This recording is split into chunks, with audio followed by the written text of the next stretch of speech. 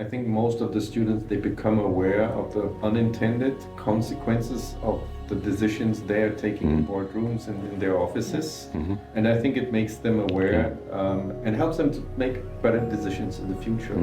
I think, like, in a nutshell, for me, this is one of the insights they're taking away. And I think the other one is to understand, like, how society and the environment interact. I love the motto of Fundação Amazonas Sustentável, which is one of our partners receiving us there, because they say, like, it's important to take care of the people who are taking care of the forest.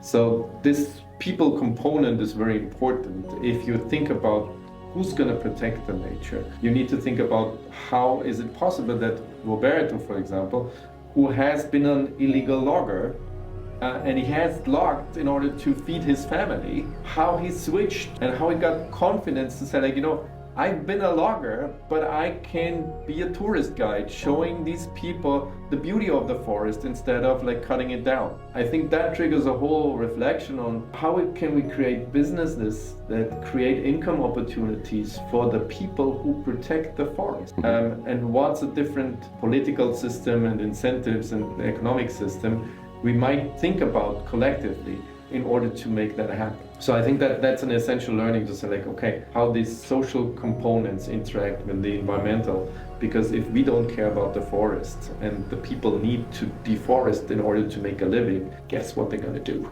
And you need to be able to see the world in a different way in order to make that leap. You know, Roberto had a particular perspective. He had a line of sight. And for him, that was what the reality was. But to be able to transition to a different line of sight and see things from a different perspective, that empathy and that ability is really important for senior leadership and for all managers. If you're working in and with other cultures, you need to understand that the way you see the world is not the whole reality. And trips like this widen our perspective. You're basically forced into seeing the world another way because the experience is so intense that there's no way around it.